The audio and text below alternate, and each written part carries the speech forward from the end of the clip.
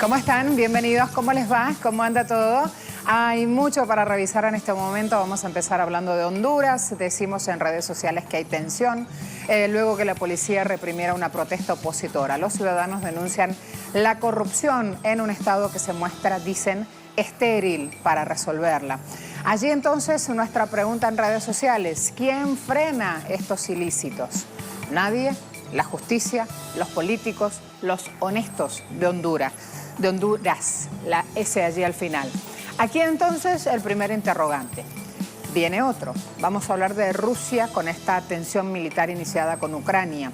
Esto nos lleva a ubicarnos en el mar de Azov, un mar muy pequeño, crucial para las exportaciones cerealeras y para el acero que se produce en el este de Ucrania. Nos preguntamos, ¿qué hará la OTAN ahora? ¿Replegarse, mediar con diálogo, azuzar el conflicto? ¿Cómo viene la cuestión?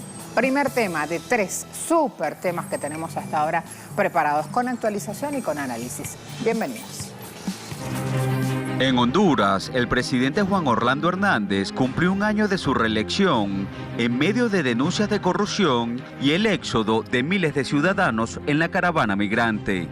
El mandatario está siendo vinculado al llamado Caso Pandora, que develó una red de corrupción con organizaciones no gubernamentales usadas para desviar fondos con el objetivo de financiar la campaña política que llevó a Hernández al poder en 2013.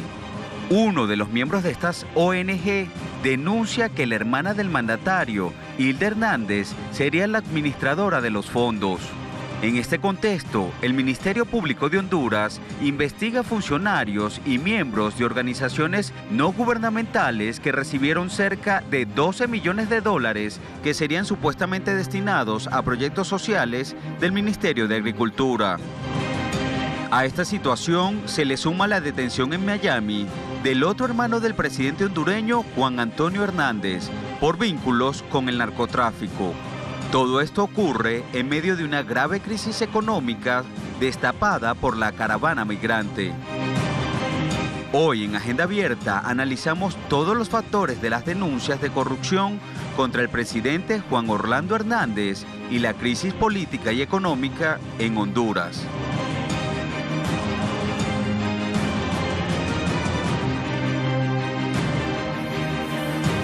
Va el zurdito con la cámara. Aquí me tienen. Correo del Orinoco muestra hasta ahora. Acusan de narcotráfico en Estados Unidos al hermano del presidente de Honduras, Juan Antonio Hernández, exdiputado, hermano del presidente Juan Orlando Hernández, estuvo involucrado en todas las etapas del tráfico a través de Honduras de varias cargas de toneladas de cocaína destinadas a Estados Unidos.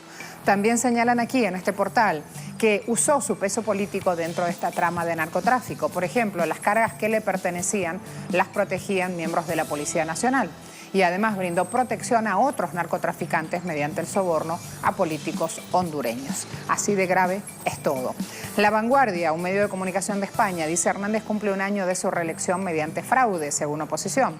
Juan Orlando Hernández, presidente de Honduras, ha cumplido el lunes un año de haber sido reelecto en unos comicios en los cuales la oposición sigue levantando denuncias de fraude. Hernández no se ha referido este lunes, día de aniversario, a esos comicios, pero las principales fuerzas políticas de oposición le recuerdan que desde su reelección, producto de un fraude, producto de una acción fraguada por el Tribunal Supremo Electoral, está en el poder.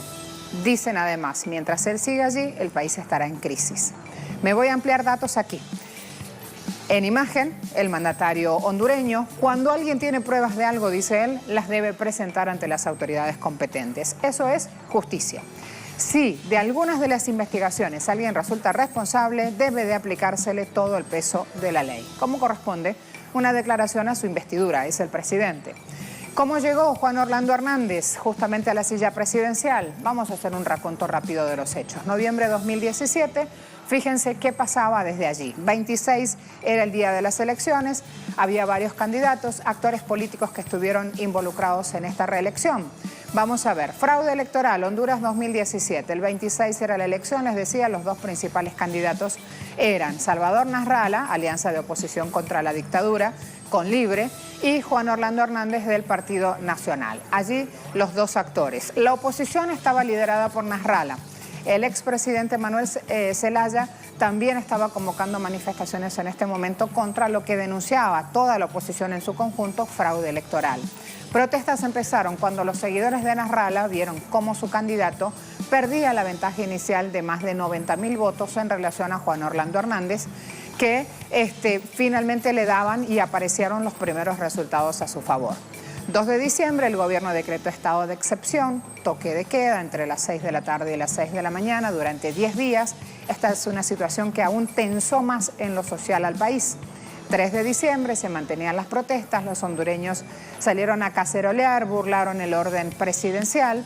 Luego el 18, en este caso, el presidente fue declarado electo por el Tribunal Supremo Electoral y según este organismo obtuvo 42,95% de los votos, mientras que Nasrallah había logrado 41,42%.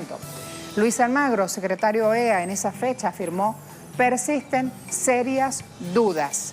Así entonces vamos avanzando en estas características de este fraude general en Honduras, con un proceso que tuvo 125 impugnaciones, con un pedido de recuento de votos por parte de la oposición y también de la misión de observadores OEA y de la Unión Europea. Este fraude electoral con estas características indicó que en los resultados preliminares Salvador tenía una ventaja de 90.000 votos. 21 días después, cuando aparecen los resultados de la votación, se dio otra situación. 3 semanas de protestas en el escrutinio de votos registraron 18 muertos, heridos y detenciones. Así es como llega Juan Orlando Hernández a convertirse en el primer presidente de Honduras en ser reelecto desde la Constitución del año 1982, después que la Corte Suprema de Justicia legalizara esta posibilidad en el 2015.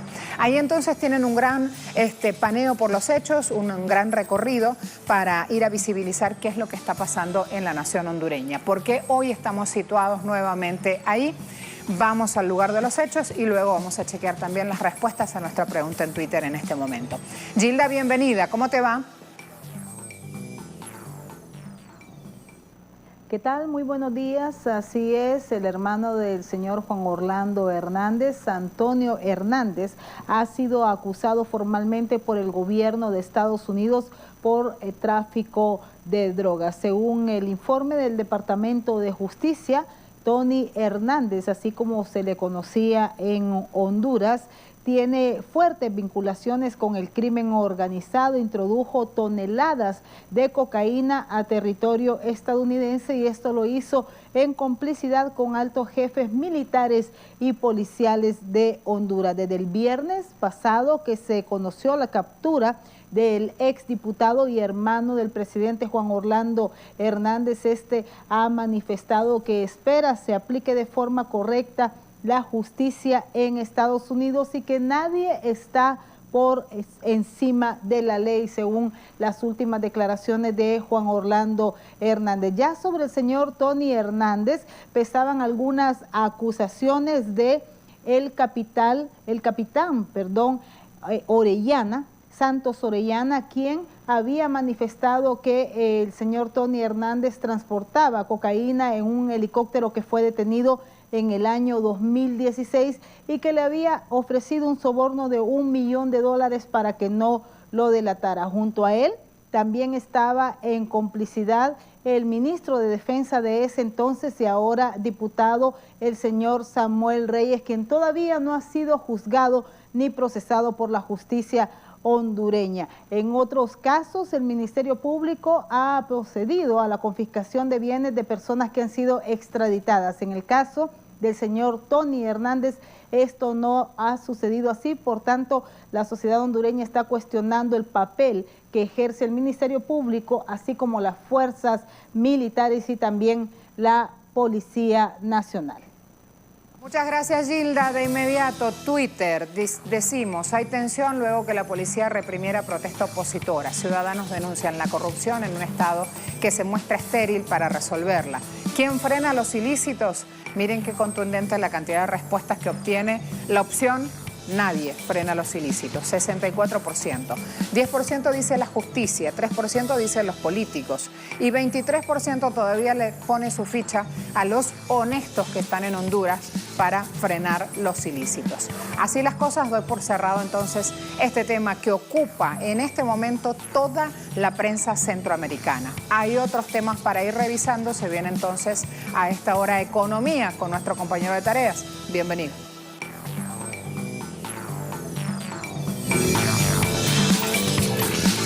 Buenos días para ti y para todos los que nos sintonizan a esta hora. Iniciamos las informaciones en materia económica. El presidente de Venezuela, Nicolás Maduro, clausuró este lunes la FITBEN 2018 y anunció en el evento que para el primer trimestre de 2019 se realizará una rueda de negocio internacional en el país para lanzar ofertas de proyectos de desarrollo turístico integral. Escuchemos.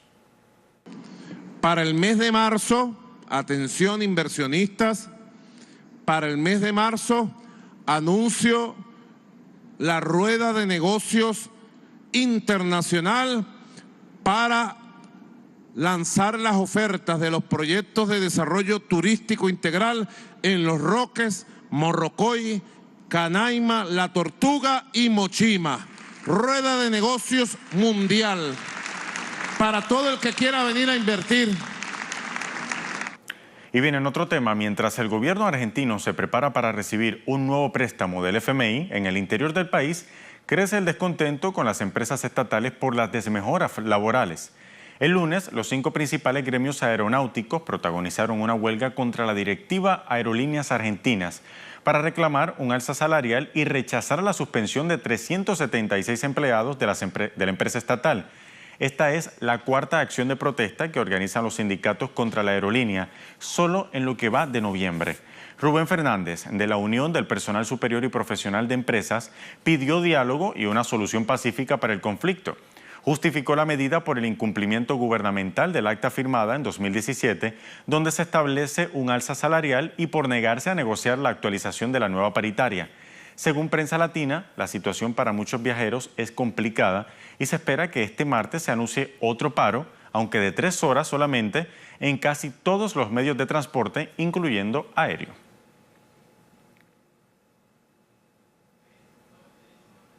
Y mientras todos los ojos de la Unión Europea se enfocan en el Brexit, la economía de la eurozona se sigue contrayendo.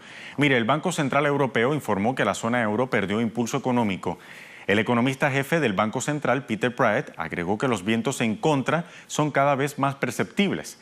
En ese sentido, la entidad financiera abandona poco a poco su política de estímulos y prevé poner fin a un programa de compra de bonos de 2,6 billones de euros el próximo mes. Praet reconoció la desaceleración y dijo que factores relacionados con el proteccionismo, la volatilidad de los mercados financieros y las vulnerabilidades en los mercados emergentes generan vientos en contra. Insistió en que las encuestas sobre la actividad empresarial en la zona euro y los indicadores de confianza se atenuaron perceptiblemente en relación con sus máximos anteriores. Y bien, hasta aquí las informaciones en materia económica. Recuerde, estas y otras noticias las encontrará en nuestras emisiones de Impacto Económico, tanto matutino como estelar. Volvemos contigo. Gracias, compañero. Se fue rápido. Pausa rápida. Así venimos, ¿eh? Ya regresamos. La Guardia Costera de Rusia detuvo este domingo a 3 buques de guerra ucranianos luego de que irrumpieran en aguas rusas en las cercanías del estrecho de Kerch, en el mar de Azov. Ante esta situación, el presidente de Ucrania, Petro Poroshenko, decretó la ley marcial y dispuso el estado de emergencia por 60 días en el país. El primer mandatario además reforzó las fronteras con Rusia y llamó a sus aliados a tomar medidas severas contra Moscú. Hago un llamado a las autoridades de la Federación Rusa para demandar la liberación inmediata de los militares ucranianos que en violación del derecho internacional fueron brutalmente detenidos y cuyo destino es desconocido. Exigimos su regreso inmediato al lado ucraniano junto con los buques y una inmediata desescalada de la situación en el mar Azov como primer paso y luego la desescalada en otras direcciones. Solicito una respuesta rápida a esto. Desde el Kremlin, todas las declaraciones apuntaron a una provocación por parte de las fuerzas ucranianas. En el incidente de ayer, esto fue una provocación definitiva. Todo lo que se deba decir ya lo dijo el Servicio de Guardias de Fronteras del Servicio de Seguridad de la Federación Rusa en declaraciones y comentarios del Ministerio de Relaciones Exteriores de nuestro representante oficial. Principio clave del derecho internacional se violó. No solo la legislación marítima, sino el derecho internacional general, incluida la Carta de las Naciones Unidas. Hoy, en Agenda Abierta, analizamos el clima de tensión que atraviesan Ucrania y Rusia y los intereses de la OTAN en una posible escalada bélica.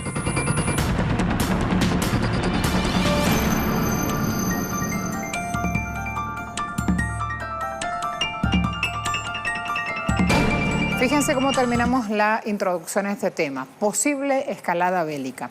Putin le dice a Merkel: Kiev es responsable de crear la nueva situación de conflicto en Kerch. Mantuvieron una conversación telefónica en la jornada de lunes, Putin y la canciller alemana Angela Merkel.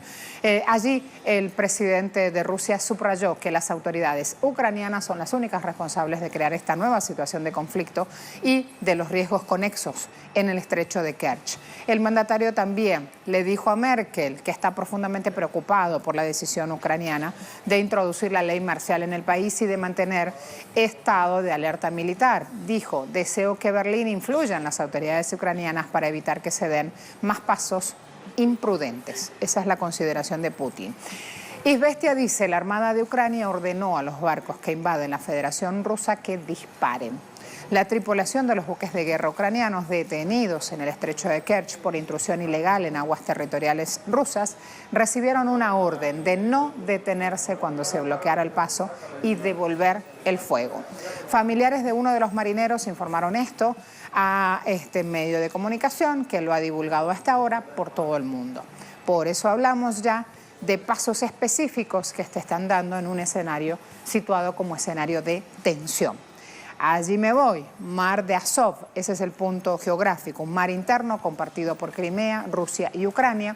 El estrecho de Kerch divide este mar con el Mar Negro y es allí donde el presidente Putin construyó un puente, el puente de Crimea, inaugurado este año con 19.000 metros de longitud. ¿Por qué es tan importante la zona? La península de Crimea, que es una península en disputa, representa un enclave de comercio marítimo estratégico porque da una ubicación central entre Europa del Este y Asia y además da salida al Mediterráneo hacia el sur. Imagínense todo el transporte, sobre todo de carga, que pasa por aquí. ¿Qué decía la portavoz de la Cancillería rusa, María Zaharova? Ahora, ha dicho, allí su imagen, Kiev decidió ocuparse del estrecho de Kerch, unos auténticos criminales que obran con métodos criminales. Primero una provocación, después una presión de fuerza y luego una acusación de agresión. Así, rápidamente, en clave rusa, que cuando hablan van cortito y al pie, María Zaharova ha contado todo este universo de métodos criminales que resumen justamente una acción intencional por parte de ese gobierno. Las tensiones de Rusia y de Ucrania no son nuevas, sin embargo, en los últimos años existieron algunos hechos que elevaron la temperatura, y no hablo solamente desde lo climático, sino también desde el entorno político. Esto sucedió principalmente en regiones donde la mayoría de la población habla ruso y hay lazos históricos con el gigante euroasiático. Hablo de este hecho, anexión de Crimea y Sebastopol. Marzo del 2014, 96,6% de los ciudadanos votaban en un referendo a favor, expresaban su decisión de integrarse a Rusia. Sucedió tras el Euromaidán, que terminó con un golpe parlamentario al presidente de Ucrania. Luego, Viktor Yanukovych, Estados Unidos y Unión Europea apoyan a Kiev, que no reconoce el proceso y que está reclamando este territorio como suyo. También tenemos que situarnos aquí en otro punto, y es la independencia de Donetsk y Lugansk. Mayo del 2014 pasaba, usted lo veía en Telesur. Los habitantes de estas provincias del Donbass votaban en una consulta para separarse de Ucrania, se autoproclamaron repúblicas independientes. Ucrania, de todas maneras, aquí existieron hechos violentos en febrero, en mayo del 2014. De todas maneras, acá Ucrania mantiene una operación militar. Esto es importante también de ir recargándolo. Además, avanzo hasta ahora sumando otros elementos que nos llevan a un análisis certero de lo que está pasando. Vamos a darle paso entonces a nuestro invitado, vamos a presentarlo. Vamos a contar quién es justamente para ir a avanzar en esta tensión que a esta hora se va sumando a los hechos. Nombre del invitado y le damos la bienvenida. Ru Ferrero, a esta hora con nosotros, o me espera Hansel Oro en Moscú. Me van indicando. Hansel Oro está listo. Hansel, por favor, bienvenido. Miren esa imagen. De este lado andamos con un poquito de frío, pero no como vos, compañero. ¿Cómo estás? Todo bien, Marcela. ¿Cómo estás tú? Aquí preparados, mirando esa imagen de ensueño, pensando mientras tanto cómo se están moviendo estos ciudadanos ante lo que ellos llaman una situación de tensión. Te privilegiamos a ti en este contacto, Hansel, justamente para no tenerte esperando en este frío. Así que avancemos, compañero, con las informaciones.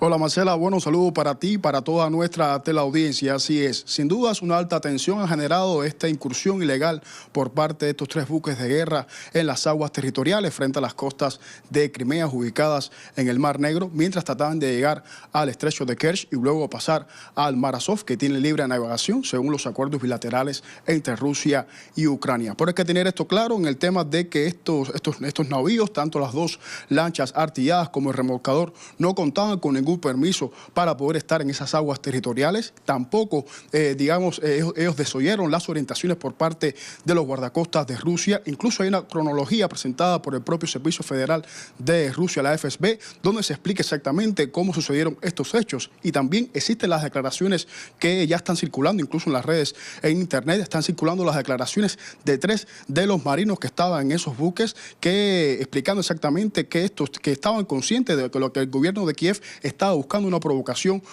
contra Rusia y, por supuesto, estaba en estas aguas de manera ilegal. No obstante, también la FSB afirman de que en esta tripulación estaban infiltrados 2 agentes de los servicios secretos de inteligencia de Ucrania. También habla un poco de esta idea de cómo se ha confabulado todo este sentido para llegar entonces a estas provocaciones. ¿Qué implicaciones pudiera tener para Rusia? Ya lo hemos visto ya, el hecho del caso de Petro Poroshenko, que dicta esta ley marcial. En primera instancia se había decretado de 60 días, luego aprobada por la Rada Suprema, el Parlamento ucraniano, de solamente 30 días, pues para no interrumpir el proceso y el curso electoral. Y esto, por supuesto, para Poroshenko le daría un puño de hierro en el sentido para presentarse en las próximas elecciones, que serán en marzo, el 31 de marzo de 2019, y como quiera que sea, también buscar influenciar en ese sentimiento antirruso de las potencias occidentales, que muchas de ellas, por supuesto, están en la OTAN. De hecho, ya el propio secretario general de la OTAN, Jens Stoltenberg, había explicado de que Rusia devolviera estos tres buques y también los marineros que fueron capturados en ese incidente, pero que están bajo investigación, y de hecho ya estas interrogaciones afirman exactamente las acusaciones por parte de Rusia en torno a la provocación organizada por el gobierno de Kiev. También a esto podría sumarse el hecho de las sanciones, nuevas restricciones comerciales contra Rusia, y bueno, qué raro sería también, un poco hablando, cuando ya se inauguraba precisamente el Turkish Stream, que es el gasoducto que iría desde el punto de Anapa, muy cercano al Mar Azov, exactamente, de Anapa hasta Turquía, que también daría una ventaja en el hecho, una llave más para Rusia para poder suministrar el gas a los países europeos. Son algunas de las valoraciones económicas, políticas que están sobre todo dando peso en este incidente que se da ahora precisamente en el estrecho de Kerch. Otra de las valoraciones por parte del presidente ruso Vladimir Putin en una conversación telefónica que sostuvo con la canciller alemana Angela Merkel, donde explicaba las preocupaciones de que esta ley marcial sin duda podría también influenciar un poco en aumentar el conflicto en el este ucraniano, en la región del Donbass, tanto en Donetsk y en Lugansk, que recordemos todas las negociaciones que se han hecho, incluso tanto en el grupo de contacto trilateral por parte de Rusia, Ucrania, los observadores de la OSCE, pero también al nivel de este formato de Normandía, donde participan potencias occidentales como es el caso de Alemania y Francia. La idea de Poroshenko es buscar todo este escándalo internacional, sobre todo ubicándolo en el Mar Azov. De hecho, hay una presentación al menos de una carta para Naciones Unidas por parte del gobierno de Kiev para analizar la supuesta militarización de esa zona por parte de Rusia, lo cual también ha sido apoyado por Washington, y de hecho se demostraba cuando Rusia intentaba presentar esa agenda de trabajo para poder analizar dentro del Consejo de Seguridad de Naciones Unidas, incluso también con las propias explicaciones que dio el embajador ruso adjunto ante esa organización, Dmitry Polyansky, se denegó completamente que se pudiera hacer ese análisis. Hubo, de hecho, 7 votos en contra, 4 solamente a favor de presentarse ese análisis y 4 abstenciones. Hasta acá son algunas de las valoraciones que se han hecho, incluso también por los expertos rusos. Incluso uno de los elementos utilizados dentro de la Rada Suprema para aprobar esta ley marcial era que el jefe del Estado Mayor de Ucrania, Víctor Mushenko, explicaba de que uno de los aviones, el Su-30 de Rusia, le lanzaba a estos 3 navíos 2 misiles, lo cual también fue descartado por parte de los expertos militares de Rusia, porque la alta precisión que podría tener en este Su-30 no habría quedado prácticamente en nada de estos 3 buques que se encontraban en esa zona. No obstante, tanto los 3 marineros que fueron heridos en esa operación, pues se sabe que las guardacostas de Rusia se vieron obligados debido a ese permiso que ignoraron los navíos de Ucrania. Estos 3 heridos que resultaron en este incidente se encuentran fuera de peligro y fueron atendidos por los servicios médicos. Se sigue analizando la situación. Poroshenko, por supuesto, jugando su carta para apostar también en un futuro a ser reelegido como presidente de Ucrania. Hasta acá la información, Marcela. Adelante. Muchas gracias. Vamos a ir a pantalla completa. Así lo ven en Cuba. ¿Quién se iba a imaginar que este caribeño iba a soportar frío extremo en este punto tan alejado de este lado del mundo? Así que ahí me quedo con la sonrisa de Hansel. Me despido con esta postal tremenda. Allí tienen la imagen en vivo y en directo y me voy a analizar los hechos. Me espera Ruth Ferrero, profesora de Ciencia Política en la Universidad Complutense de Madrid, también investigadora senior en la Complutense de Estudios Internacionales. Ruth, bienvenida. Perdón que te hice esperar, pero estábamos con línea directa con Rusia. ¿Cómo estás?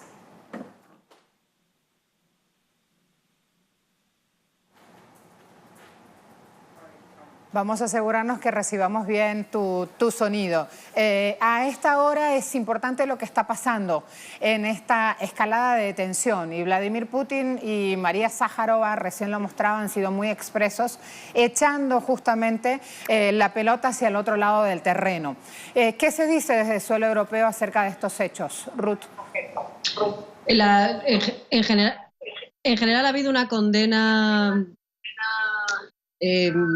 generalizada de todas las cancillerías europeas en relación con el hecho que ha sucedido en el Mar de Azov, contra la toma de rehenes por parte rusa, pero la impresión que tenemos en este momento es que básicamente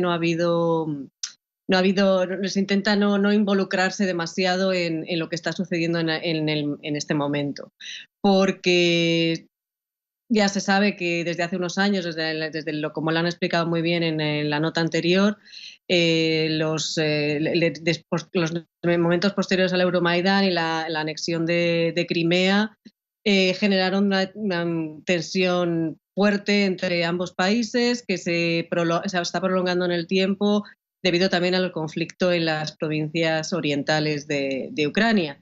Y el choque que ha tenido lugar ahí en el Mar de Azov viene provocado también por la inauguración del puente que han mencionado ustedes también y, bueno, la idea de que los ucranianos tienen la necesidad de comunicar el puerto de Mariupol, que no cayó en manos rusas, con Odessa, ¿no? Es decir, tienen que rodear, no sé si tienen un mapa ahí, pero tienen que rodear a través del estrecho vía el Mar de Azov. Y en ese estrecho es donde está construido el barco. Y las implicaciones que pueden haber en relación con este hecho a nivel internacional. Bueno, en primer lugar, yo creo que hay en ambos casos, tanto en el caso de las autoridades de Moscú como en el caso de las autoridades de Kiev, ahí puede haber intereses de tipo interno, es decir, es muy evidente en el caso ucraniano, con Poroshenko acercándose a unas elecciones presidenciales en el mes de marzo del 2019, que no le auguran un buen resultado, es decir, las últimas encuestas teníamos que en torno al 21% de la población votaría a Yulia Tymoshenko y Poroshenko sería el tercer candidato más votado, pero sería el de los primeros entre los líderes políticos más odiados por parte de la población ucraniana. La declaración del estado de sitio, de estado de excepción, perdón, es algo es un hecho muy, muy determinante. Pensemos que cuando tuvo lugar el referéndum en Crimea y la anexión rusa, no se decretó estado de excepción. Las implicaciones a nivel interno de ese estado de excepción en Ucrania tienen mucho que ver también con las rivalidades entre el primer ministro y el presidente. En el caso de un conflicto abierto en el territorio ucraniano, el presidente asume una gran parte de las funciones del poder ejecutivo y puede hacer y deshacer sin necesidad de establecer mayores consultas como en el que no existe un conflicto. Por otro lado, a pesar de que se ha dicho que se iba a limitar a 3 el periodo afectadas de la ciudad de los ucranianos, tenemos que ver con un decreto aprobado que no es público todavía. Y por otro lado, Perdiendo tu voz, vamos a mejorar ese sonido. Mientras tanto, revisamos aquí las respuestas a nuestra pregunta en Twitter y hacemos un nuevo intento a ver si se mejora ese audio. Hemos preguntado ante esta situación, ante esta tensión militar, Rusia-Ucrania, allí en el mar de Azov, un espacio crucial para toda la movida de las exportaciones cerealeras y de acero, hemos preguntado qué hará la OTAN. Replegarse, fíjense allí, mediar con diálogo, azuzar el conflicto, y quien va a esta hora justamente llevando a la voz cantante es la segunda opción, ¿sí? Así va entonces esta opción apareciendo en marcha. Si hemos mejorado el diálogo con Ruth, avanzamos y cerramos también preguntándole a nuestra invitada su parecer. De lo contrario, queda para próximos análisis justamente dejar en espacio la acción de la OTAN. Recuerden, la OTAN actúan como un organismo ut supra. La decisión que toma está arriba inclusive de los propios gobiernos, Estados miembros que componen ese organismo. Así que atentos a esto. Ya me espera, antes lo veía también Armando precisando información de último minuto, ya me esperan en el ámbito deportivo para seguir actualizándonos. Así que vámonos todos. Vengan conmigo, vénganse los buenos, como siempre les digo. Está Yuki, presto y listo. ¿Cómo estás? Hola Marcela, buen día, ¿cómo estás? Muy Buen bien. día a todos también por aquí, por la señal informativa de América Latina. ¿Qué tenías ahí, señal informativa de América Latina? Él estuvo trabajando en este espacio así, todo listo. Rapidito, ¿eh? Cuéntame, compañerito. Hay varias informaciones, tiene que ver también, por supuesto, con esta novela de nunca acabar de Boca River, Boca, la final de la Copa Libertadores. La final sin fin. La final sin fin, algunos le dicen, bueno, exacto, la historia sin fin, Marcela, esperemos que... De hecho, han salido varios memes, han salido cosas, cuestiones, bueno... Hay infinidad de informaciones, pero vamos a comenzar hablando, Marcela, de unos puertorriqueños que destacaron en un campeonato panamericano, ¿vale? Dale, claro, vamos a iniciar justamente con estos puertorriqueños, Adriana Díaz y Brian Afanador, quienes conquistaron medalla de oro en la modalidad de dobles mixtos del Panamericano de Tenis de Mesa que se desarrolla en la ciudad de Santiago de Chile. Los boricuas subieron a lo más alto del podio tras vencer a la dupla de Estados Unidos formada por Kanan Ya y Yue Wu por 3-1 con marcadores de 11-5, 9-11 y 11-8 y 11-3. El podio lo completaron Marcos Madrid y Radilla Silva en este caso de México, y Gastón Alto y Ana Codina de Argentina. Duplas que tuvieron que conformarse con la presea de bronce. En la jornada, el puertorriqueño Brian Afanador sumó otra presea junto a su compatriota Daniel González, esta vez de bronce en la categoría de dobles masculinos, luego de haber caído en las semifinales por 3-0 ante la dupla representante de Paraguay, Marcelo Aguirre y Alejandro Toranzos. Posteriormente, la dupla paraguaya no pudo en el juego final y cayó por 3-0 ante los brasileños Víctor Istilli y Eric Joutin. Vamos a hablar de béisbol, pues la selección de Panamá lidera el invicto, en este caso el premundial juvenil, que se desarrolla por estos días precisamente en la capital panameña, en la ciudad de Panamá. El elenco local derrotó a su similar de Nicaragua 2-1 y se convirtió en el primer clasificado entre los 6 equipos que disputarán la semifinal de este certamen. Las anteriores victorias de los panameños en el grupo C fueron sobre México y Guatemala con amplios marcadores, y en este momento entonces se estará enfrentando al modesto equipo de Argentina. La gran sorpresa de la tercera jornada fue la derrota de Cuba ante Colombia 5-4 en el grupo B, cuando los antillanos arrancaron delante en la pizarra y a la altura de la cuarta lograron entonces 3 carreras, pero los colombianos empataron en el cuarto inning y en el sexto finalmente hicieron la carrera de la victoria Y entonces estaremos bien pendientes de la actualidad de este Panamericano de Béisbol.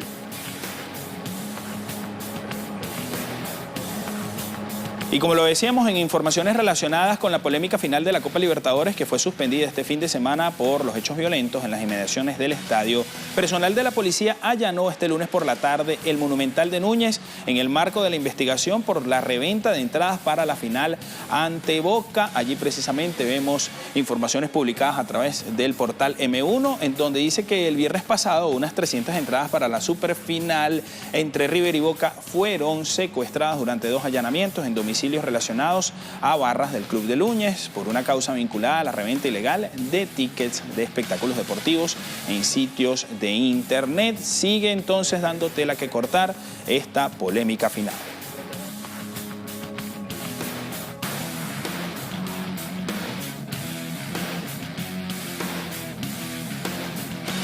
Vamos a seguir también repasando informaciones que van detallándose precisamente, dándose con esta final que parece no tener fin. Como lo decíamos, hoy recordamos que se va a estar efectuando la reunión para determinar cuándo se va a realizar el partido entonces que fue suspendido este fin de semana, y lo dice la agencia France Press, en este caso, que hay reunión bajo tensión para fijar la nueva fecha de la final entre Boca y River por la Copa Libertadores. Recordemos que hoy aproximadamente a las 10 de la mañana se va a estar realizando esta reunión en Paraguay, en la sede de la Conmebol, para determinar entre los dos equipos cuándo se va entonces a efectuar la gran final entre River y Boca de la Copa Libertadores.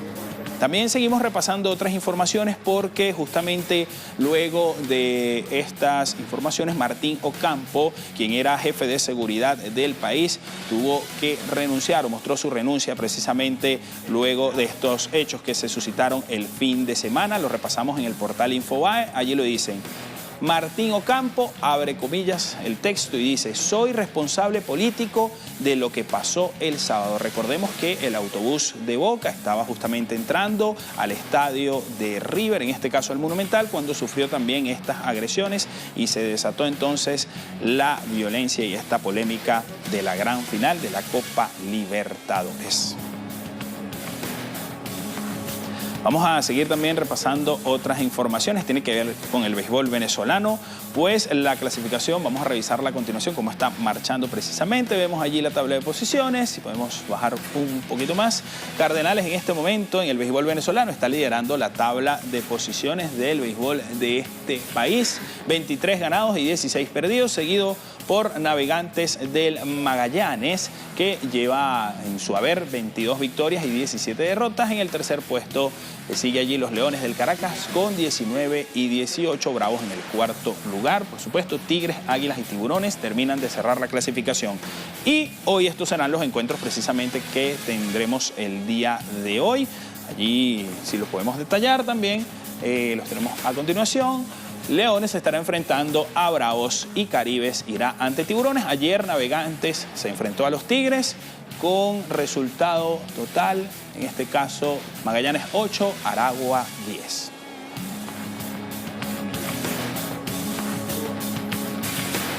Este es parte del repaso deportivo que tenemos por los momentos. Marcela, más detalles, por supuesto, a las 11 de la mañana, completamente en vivo. ¿Cómo estamos con los horarios? Es que estoy pendiente de la final de la Copa Libertadores. Metido en una tormenta de arena. Mirá las imágenes que tenemos. Con esto tormenta, hacemos, ¿no?, un cambio chiquitico y después nos vamos ya a un tema muy especial que nos espera en Bolivia. Wow, ajá, sí, se tragó literalmente una ciudad china. En cuestión de minutos. Mostralo, Henry. Mostrarlo completico. Ajá, muro de arena. Esto no es en Paraguay, en la sede de la Conmebol, no. Esto, 25 de noviembre, se daba alrededor de las 4 de la tarde en la ciudad de Yangie, provincia de Gansu, esto es China. 100 metros de altura cubrieron la ciudad en cuestión de minutos. Obviamente también hubo daños aquí gruesos. Uno de los principales daños fue el levantamiento, se originaron incendios. Incendios. Imagínate la temperatura y la locura que estamos haciendo, que con esto entonces te despido, me voy a presentar el siguiente tema y vamos abriendo un nuevo capítulo. Gracias, Marcela. Sí, gracias. A ti.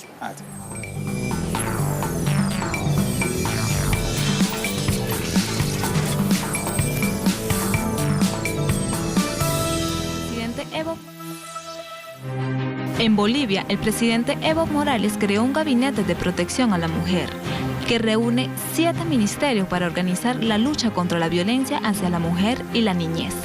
También anunció la apertura del Servicio Plurinacional de Despatriarcalización, que llevará el nombre de Ana María Romero de Campero, en homenaje a la periodista boliviana que luchó en defensa de los derechos de la mujer. Estamos mejorando, estamos avanzando, pero no es suficiente.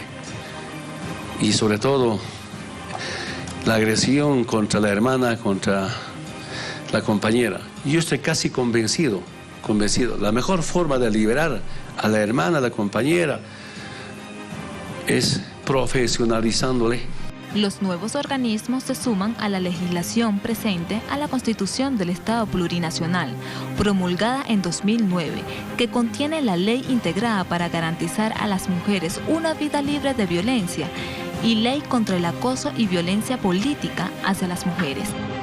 Todo ello fue anunciado en el marco del Día Internacional de la Eliminación de la Violencia contra la Mujer, celebrado el domingo 25 de noviembre.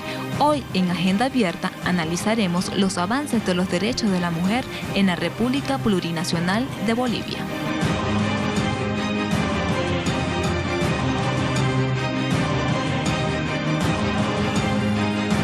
Reseñamos en Telesur, crean gabinete especial contra violencia de género en Bolivia, conmemorando el Día Internacional de la Eliminación de la Violencia contra la Mujer. El presidente Evo Morales daba este anuncio, crear un gabinete especial para entre todos abordar asuntos relacionados con la violencia contra la mujer y la niñez. Esto es algo sumamente importante. Siguiente portal, por favor. Siempre llevamos de este lado del mundo y de otras regiones, siempre abordamos la misma noticia para ver cómo cada uno reseña los hechos. En este caso elegimos de China, Xinhua. Mujeres en Bolivia aún son objeto de violencia y discriminación política, según las autoridades. Ese es el titular que este medio de comunicación da sobre el tema.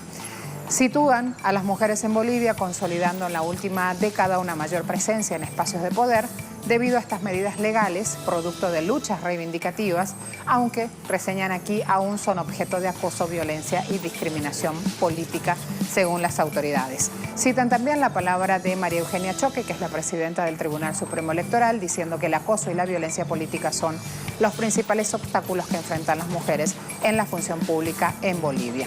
Me voy de inmediato a presentar datos aquí justamente antes de ir al análisis. Algunos datos sobre violencia contra la mujer en este país.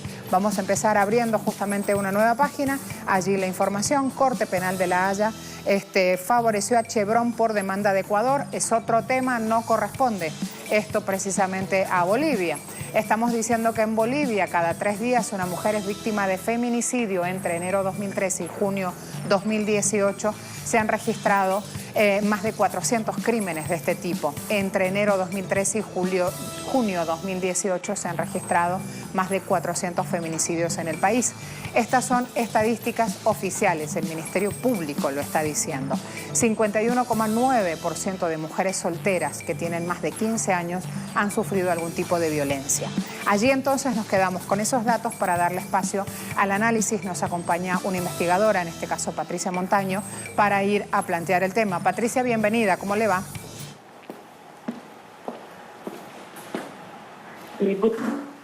Mucho gusto de saludar. Muchas gracias, buena jornada. Aunque el tema que nos espera es un tema difícil y un tema duro, vemos que hay una acción gubernamental trabajando justamente para que esto no se repita. Hablemos, por favor, de la situación de la mujer en Bolivia.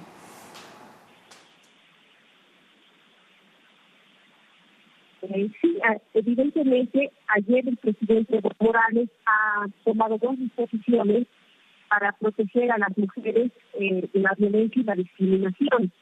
Ha creado un gabinete compuesto por 7 ministerios que se va a ocupar de este tema, y por otro lado ha creado una defensoría que se va a llamar Ana María Romero, en homenaje a una defensora del pueblo que hemos tenido, para tomar medidas de protección a las mujeres y que ya no se vuelvan a repetir los hechos violentos que lamentablemente son parte de la sociedad del mundo entero, que se dan también en Bolivia y que nos tienen obviamente a todos, sobre todo los hechos de feminicidio y de violencia contra la mujer. Por otro lado, es un tema que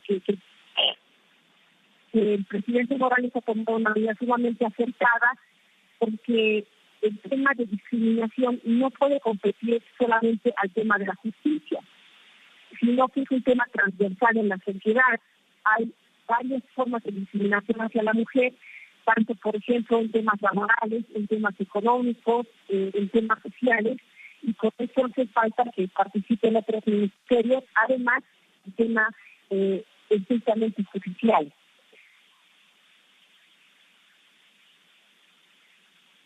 Fíjese, Patricia, que aquí hay una situación que nosotros también buscábamos graficar hace minutos en nuestra pantalla acerca de los recursos económicos y humanos que se asignan justamente con carácter obligatorio desde el Estado para buscar acabar con esta problemática, teniendo en cuenta que hay que proteger a las mujeres y a los niños como norma fundamental para cumplir sus derechos humanos. Creo que este es un buen punto también, que en un país que crece en PIB, se asignen recursos para crear y fortalecer mecanismos de protección ciudadana. ¿Qué opina usted?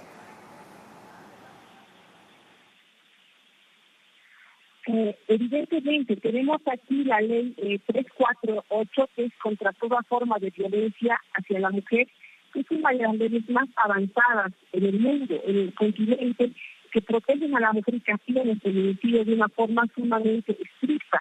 Sin embargo, pese a esta ley y a otras normas que hay, porque también tenemos la ley 045 contra toda forma de discriminación, las normas están resultando insuficientes para detener el maltrato, el abuso y la violencia contra la mujer. Entonces, muy acertada la medida que ha tomado el presidente de crear un gabinete interministerial para proteger a la mujer y también a los niños y a los mayores.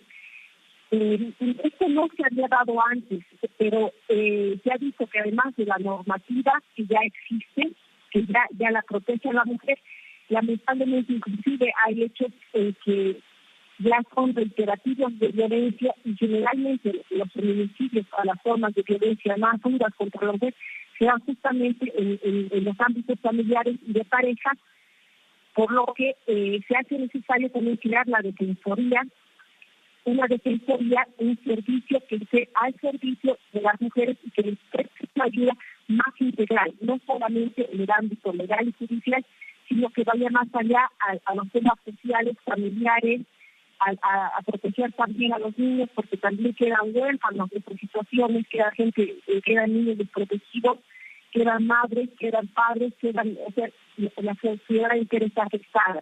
Por eso es muy interesante y muy novedoso, muy avanzada para la sociedad boliviana contar con una defensoría que proteja integralmente a todas las mujeres, especialmente en el ámbito familiar, humano. Muchas gracias, Patricia. Patricia, el primer apellido es Montaño Durán. Allí la tenían identificada como Patricia Durán con nosotros, analista política, historiadora, periodista también. Estaba analizando estos hechos en Bolivia.